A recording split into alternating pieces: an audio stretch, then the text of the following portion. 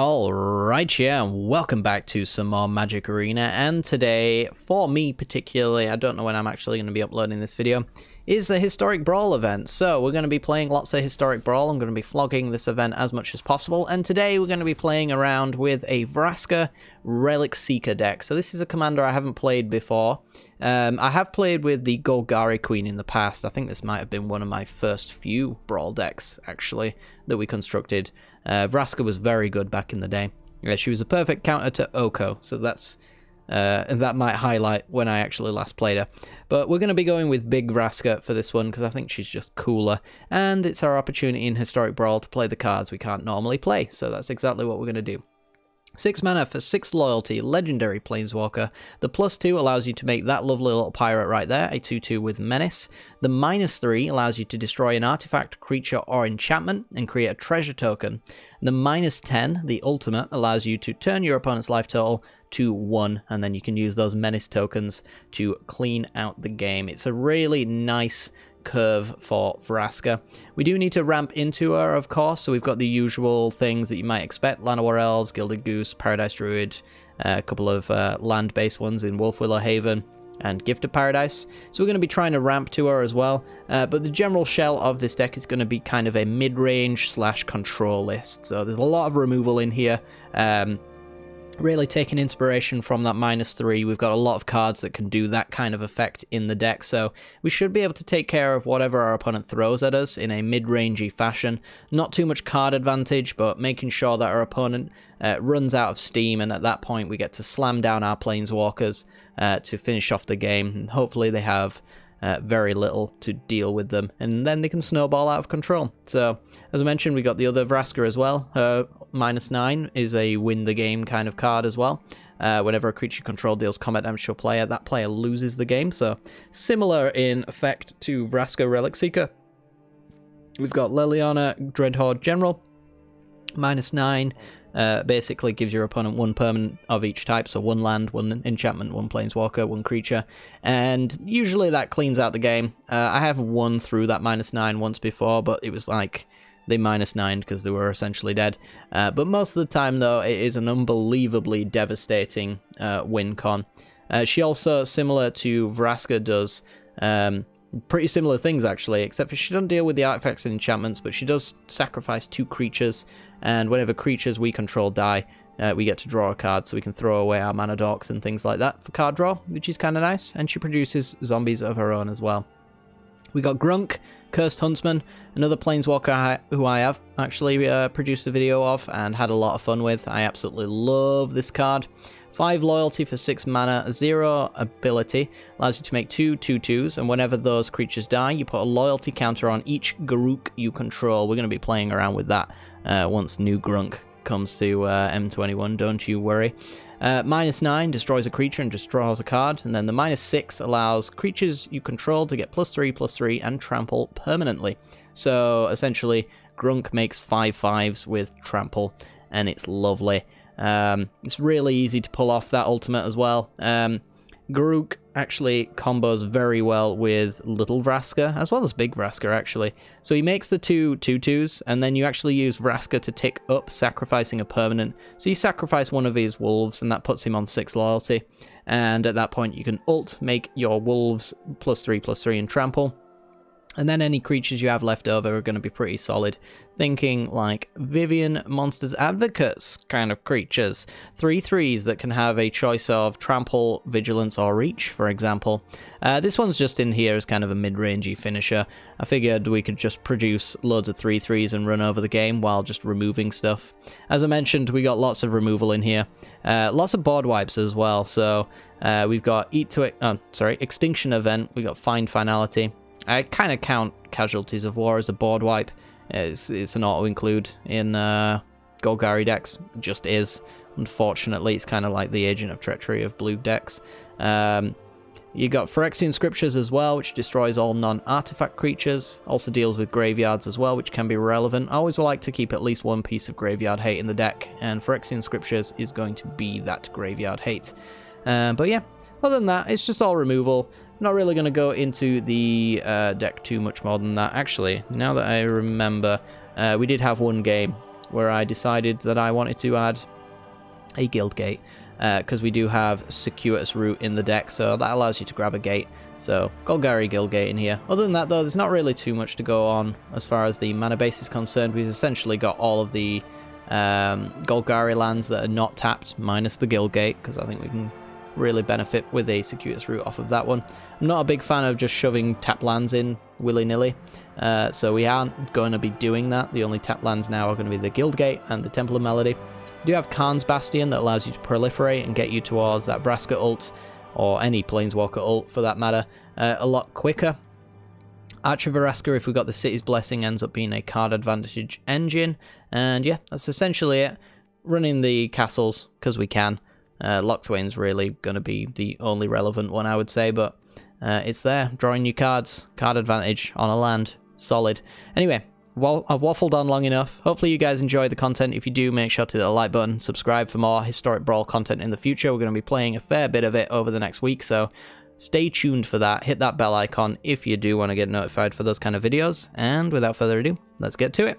This video is brought to you by the generous support of our wonderful patrons and channel members that you see here. If you'd like to support the channel and get access to cool content like sneak peeks, bonus videos, polls on future content, or access to a personal deck critique from myself every month, then hit the join button down below, or check out the Patreon link in the description. With all that said, let's get into the gameplay.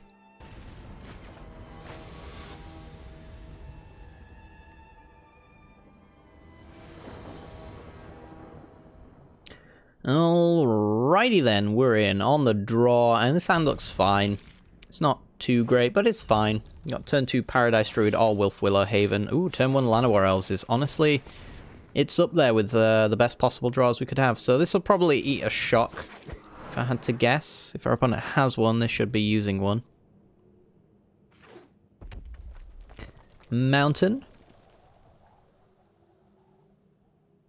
And from there, Immolation Shaman. Whenever an opponent activates an ability of an artifact, creature, or land that isn't a mana ability, it deals 1 damage. So 3 damage with Torbran. Okay. You don't see that card every day. Alright, so we're going to go with Wolfwillow Haven on this swamp. And then play Paradise Druid. So now we've got 3, 4, 5. 6 mana for Vraska if we draw a land off the top. Otherwise, just a nice amount of mana to do a lot of stuff. We can start picking off our opponent's creatures in 9,000 different ways. Even get down a Cavalier of Thorns if our opponent doesn't kill Llanowar Elves. Fervent Champion, I do not care. Yep. Bring it on in. Might hit Spectacle, perhaps, and they'll get the... Nope, they do not. Okay. No discussion required. I'm going to go with the Cavalier of Thorns. I think it's just an immediate roadblock that our opponent will really struggle with, to be honest. We'll go with... Fabled Passage. Just thins the deck a little bit more. We're not going to use that mana anyway. And then again, if we get to untap with our Dorks, we now have Vraska Relic Seeker making 2/2s. I think our opponent will be throwing down Torbran here. If they do that, though, we've got perfect information as far as the math's concerned, so I don't really expect them to attack. Yep. And we'll go with... Oh yeah, it's not a mana ability. Oof. You know, it might be on a land, but it's not a mana ability. Okay, from here... I think we're just going to go Torbran and... not kill Torbran, sorry, with Voracious Hydra. Should we do it for 5? Yeah, I'll pay 2 to do it a little bit more. So we can do an X5 Voracious Hydra. I think that should put it out of most ranges of removal. Fights Torbran. And I think this game's pretty much closed out. That's all we really need to do, is just make bigger things than our opponent can deal with. Could start attacking him with the Cavalier of Thorns. I think I'm fine with that idea. I don't think we should be taking too much damage here. And if they try to do any kind of combat shenanigans, they're most likely going to be losing something in a 2-for-1 bout with the Voracious Hydra. Opportunistic Dragon. I have no humans, unfortunately for you. What I do have is Grunk. And Grunk is mighty. And he makes many wolf. We'll get in with the Voracious Hydra, and yep, opponents decided that that is enough. So that's essentially the game plan. We want to just ramp out some big things real early, and I guess Torbran's pretty much one of those that we prey on quite nicely. They do have the early game start, we have the early game ramp, and if it's left unattended, then we just win. So, pretty solid, pretty solid. Let's go for another one.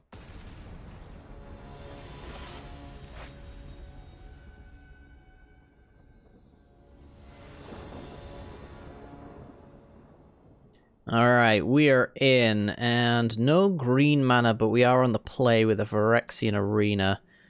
Our opponent's playing Emry, Lurker of the Lock, which, as far as I'm concerned, is going to be an absolute miserable matchup for them. I feel like we can just easily beat this deck. I don't hate this hand, though. Like, a green source, and it just really runs away with the game.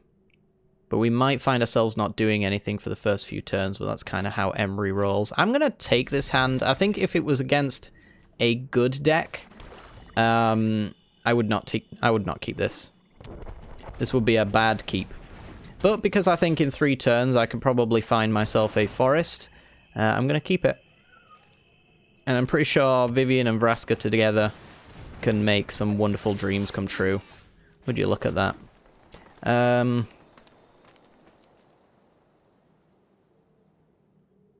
So we could have Vivian Monster's Advocate coming down next turn. Or we could get the Phyrexian Arena going. I think I'll go with the Llanowar Elves for Vivian. I want my opponent to do nothing, essentially. Which is pretty much what they're forced into. If they play anything of note, yeah, they're going to lose. So all I'll have to do now is durdle with other options. So we're just going to waste their time by playing an Elvish Rejuvenator instead. I'm not going to open their Sinister Sabotages up to actual good cards. We'll go with a Forest. And pass the turn. We've got 2 power to block the Overseer with. Although this actually untaps an artifact, doesn't it? Yeah. That's fine. Again, it's still not really an issue. Rejuvenator is on pure chump blocks at the moment. And I can spend my turn maybe ramping with Circuitous Route, to be honest. I've realised I don't have a guild gate in here, and I should have one for the Circuitous Route. Yeah, opponent's just going to hold up and counter magic, as they probably should. This would leave me with 4 mana for a Circuitous Route. I guess I could go with the Circuitous Route now.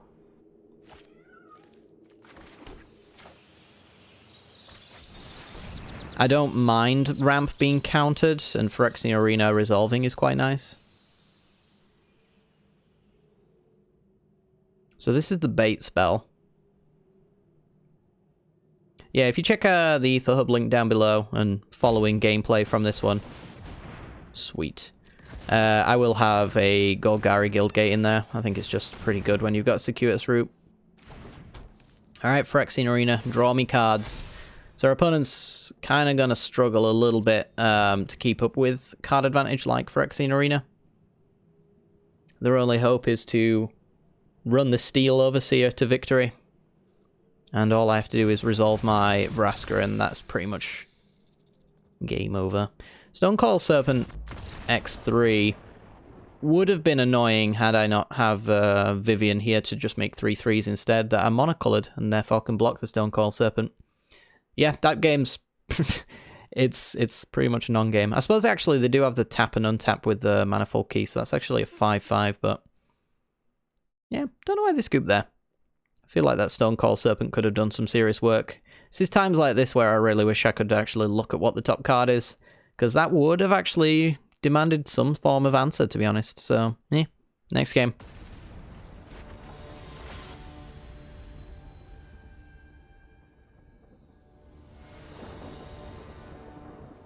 Oh boy, it's Nicky B, and this hand excites me. So we're going to keep it. Our opponent's playing Nicol, Bolas, the Ravager, 4 mana, 4/4 with flying. We're going to shock this in for a turn 1 Llanowar Elves. Good old turn 1 Llanowar Elves. 4 mana for a 4/4, in Grixis colours. When it enters the battlefield, you discard a card. We're going to go with Temple. And there's a Fabled Passage. I think we're going to keep that on top. We want to make our land drops. Do I want to cycle my migration path? I think I do. So I'm going to pass and I'm going to cycle. Because I'm going to be playing a tap land next turn, so I'm not going to be using this. Essentially, they discard, they pay 7 mana, and then they turn into Nicol, Bolas the Arisen, who's a big boy. And that's all she wrote. Okay, yeah, let's get in for 1. And pass the turn. Got lots of answers to Nicky B here, even through hand disruption, so I'm pretty happy with that. All counter magic. You can tell where their colours are focused. Oops. More removal. You can tell where my colours are focused as well. We will grab, for the sake of the castles, I'll grab a forest. And swing for 1.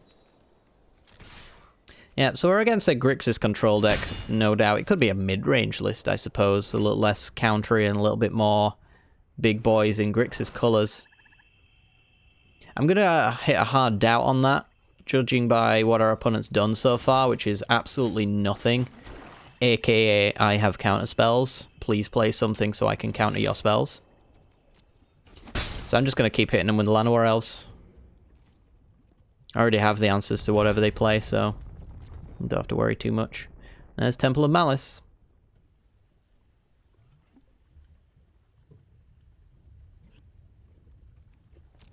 And yeah, this is the traditional control mirror right here. We'll play a Gift of Paradise. And swing for 1. Doesn't allow us to hold open the Vraska's Contempt, but I don't think that should really be an issue, to be honest.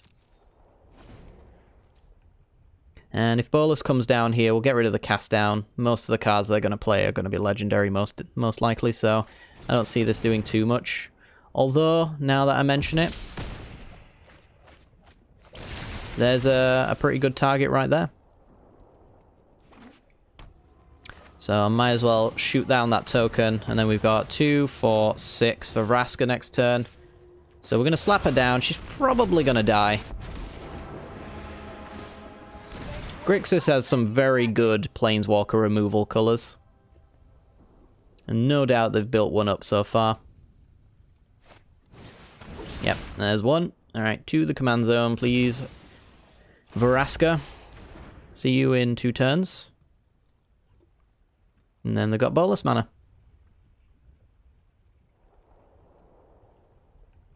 It's a shame Golgari Queen can't actually hit 4 mana. That's going to be extremely inconvenient. Yep. We will get rid of Phyrexian Scriptures. There's Garenbrig. Alright, so we'll get in with our Menace creature. And then I think this is an Extinction event. We do have a Find for Rejuvenator and Llanowar Elves as well. Which I think we want to play. So we're going to go Evens.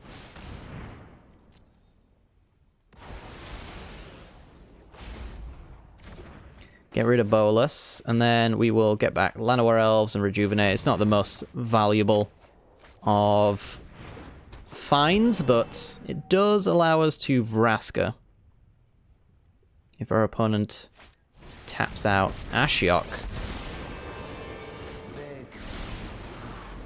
There goes my Lily. I liked a Lily. And then we've got Counter Magic open here. Ooh.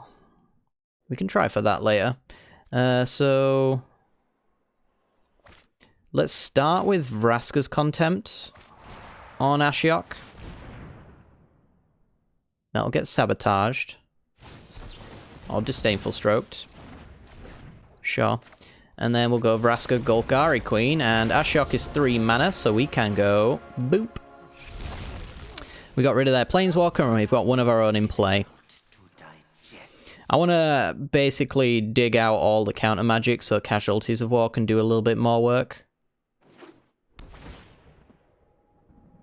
So if they go with Bolas here, they will tap out, and we'll go discard Rejuvenator, and then Casualties, kill a land, kill Bolas. Which I think is decent enough, because it'll set them back really far. So, yeah, let's do this. I think, yeah, maybe. Could go Vraska and kill. And then take up Vraska on the token. I guess that's okay as well. Yeah, let's do that. Vraska, kill a creature. I think we want to add to the board just as much here. And then sack a permanent. It's going to be this treasure token. Gain a life, draw a card. Maelstrom Pulse is a solid card.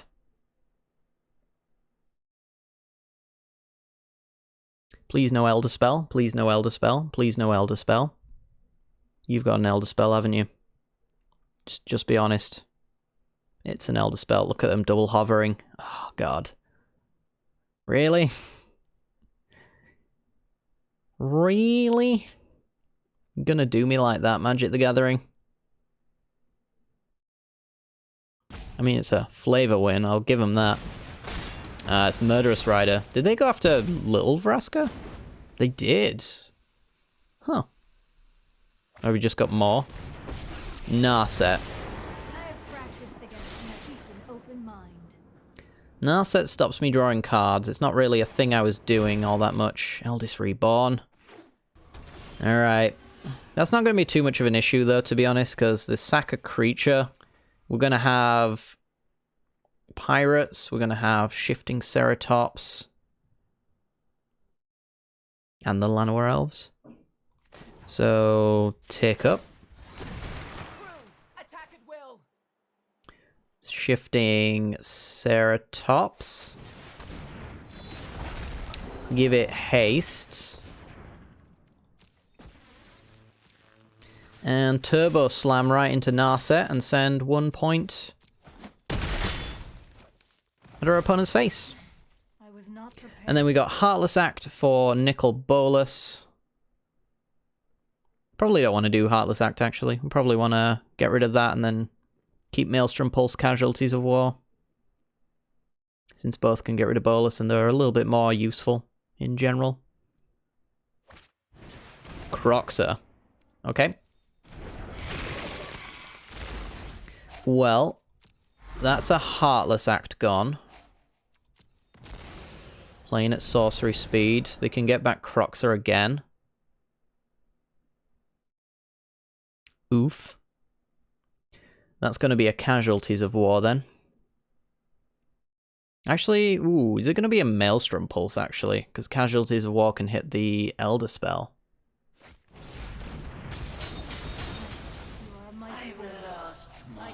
I guess it doesn't really matter. I'm going to lose one anyway. So, lose the Maelstrom Pulse. We'll try and get that 2 for 1.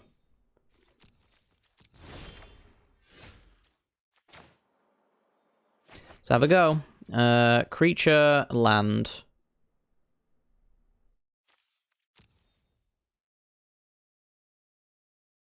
Oh, Enchantment's Gift of Paradise. I was wondering why this is lit up. Alright, kill that. And kill... Ooh.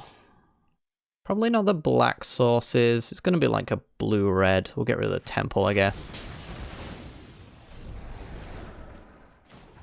Take up. You don't, like, get vigilance or out, do you? Trample, haste, reach. No. Alright, send it.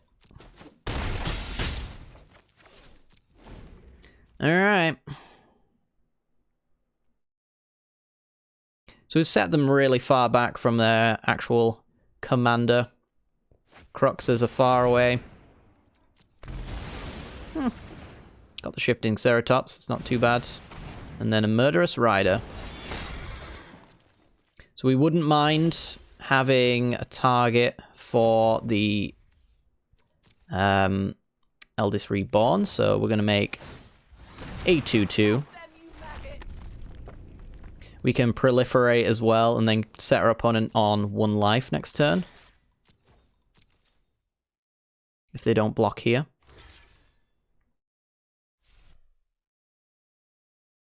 Okay. Pass the turn. Drowned Catacomb.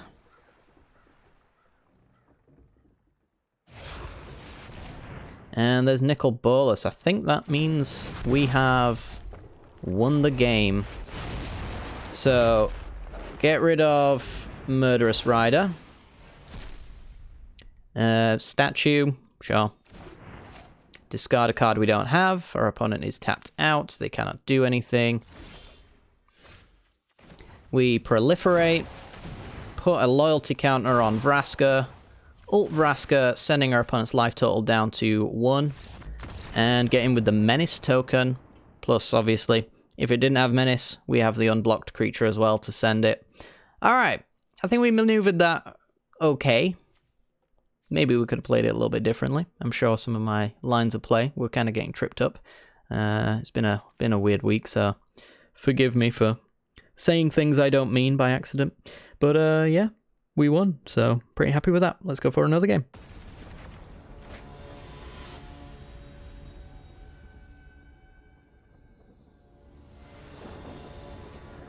Alrighty then, we're in, and if this was a swamp, I would be keeping this hand in a heartbeat, but unfortunately it isn't, so it becomes a tough choice as to whether or not I feel lucky. Ooh. I need 2 lands, and this hand is honestly golden. And one of them needs to be a swamp. Or a black source, specifically. I'm gonna regret it. It's not too bad, actually. We've got Elvish Rejuvenator, Maelstrom Pulse, Death Sprout can ramp us up to our Vraska. This is a little bit okay. Gifted Paradise, gaining us the life as well, getting us to a Voracious Hydra that might be able to kill something relevant. Alright. I'm not blown away by this hand, by any means.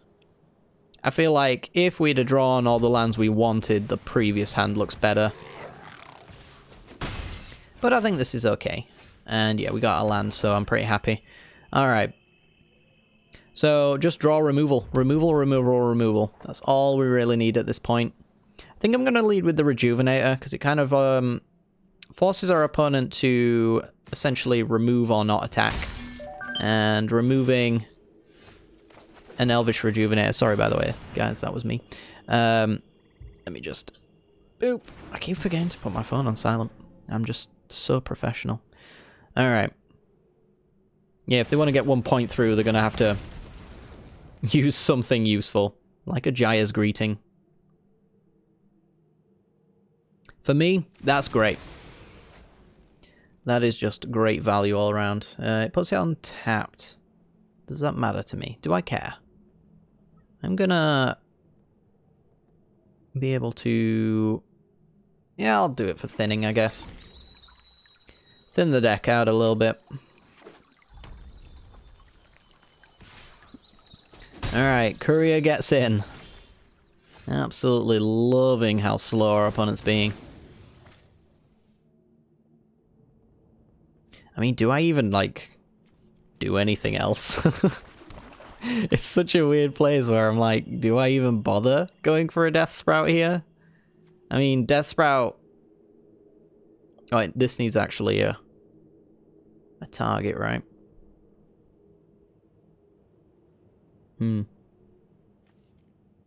Yeah, I think I just go for a Gifted Paradise and just don't care about the Torch Courier at all. Like, if their next turn is land Torbran, I take 3, which is fine. And then I open up with a Voracious Hydra or a Vraska killing it. Probably Voracious Hydra. Since I get myself a 4/5, which is pretty hard to deal with without Torbran on board. What is their hand? It has to be like all creature removal. It has to be all Jaya's Greetings.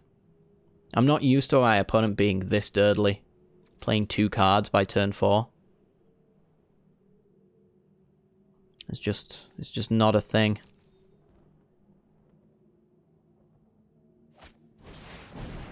Everquill Phoenix. Alright. You know, it's a thing, alright. So that's a 4-drop, so Vraska can't minus on it. We do have a statue. We also have Voracious Hydra. I think we'll go with the Voracious Hydra. So this brings it to the battlefield tapped, which they can't do right now, so I'll be able to deal with it in due time. I don't want to go for the Vraska minus, because it opens her up to removal. I'd rather play her when she's completely uncontested. Could go with the Death Sprout. That one's not too bad. I think just getting a creature on board, though, an X4 is just fine here. So, fight the Phoenix. Fight the power. And yeah, they need, like, Fire Blast. What's that? Sacrifice 3 mountains or whatever to deal, like, 6 damage in Legacy. Is that Fire Blast? I don't know. I don't play Legacy. I just watch a little bit of it. Alright. So they're going to bring back the Phoenix, and I'm going to kill it again. Or am I? If they play Torbran, I'm killing that instead. Torbran's going to die real hard if he gets played. I've got so many answers. Yeah, he's down. I repeat, he is down. You are not an enchantment, so I can't get that extra value. Is Casualties just better, though? Setting them back on a land, considering that they've done very little so far. I could get an artifact out of it. I'm sure they've got Ginger Brutes and things of that nature in their deck. And I could use this to ramp so I could do extra things next turn. Like Statue plus Maelstrom Pulse. Yeah, I guess so. Get rid of Torbran. We can't block the Phoenix with the Voracious Hydra. But if I kill the Phoenix and leave Torbran around, 3 damage burn spells become 5 damage burn spells, and Hydra doesn't live very long. So he pretty much demands getting answered here. I have no idea which land I want to get. I guess a forest just to even it out. Got 3 swamps, let's get 3 forests. It's only fair. And let's get in with the Voracious Hydra since we're not blocking. I'm loving where we're at. Absolutely loving it. 6 mana. And Torbran comes right on back. Sure. We take 6.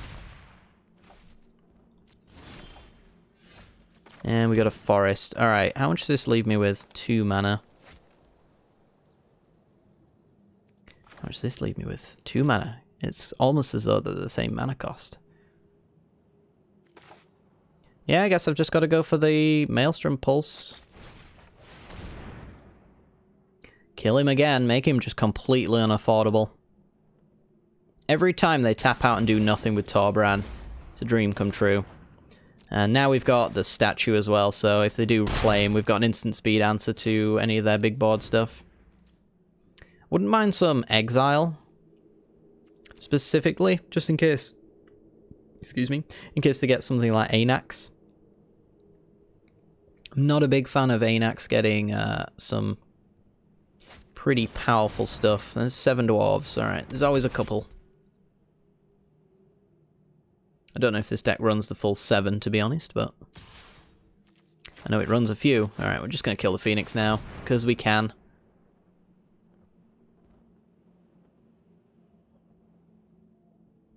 Fun fact as well, the mutate on this allows you to get any Phoenix card from your graveyard, so our opponent actually might have a fair few Phoenixes in their deck.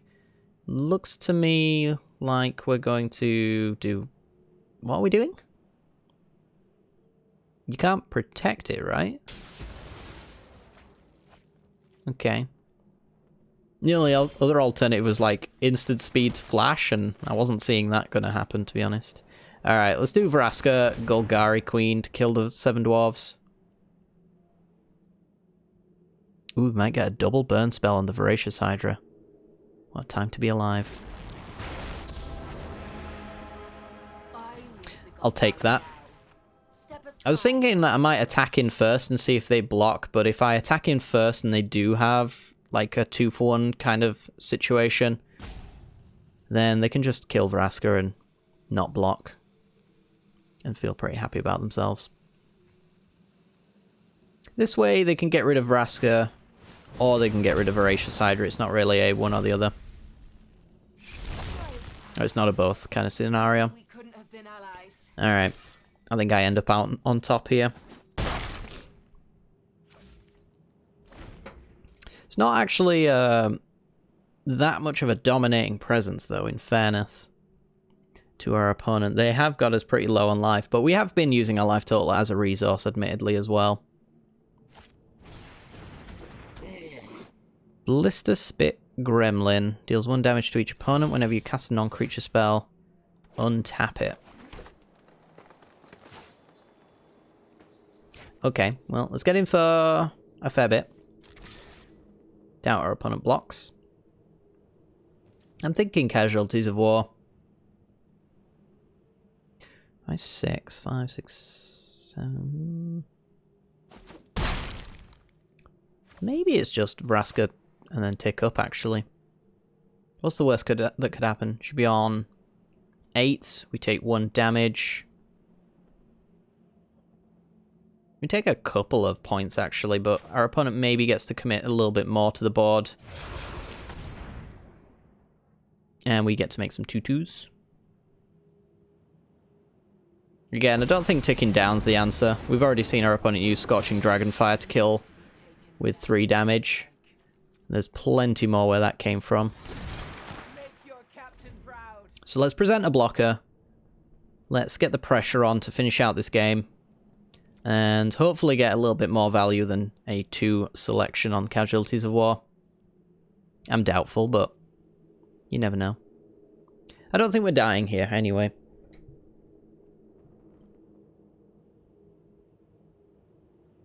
And if we're not dying here, we might be winning here. And indeed we are.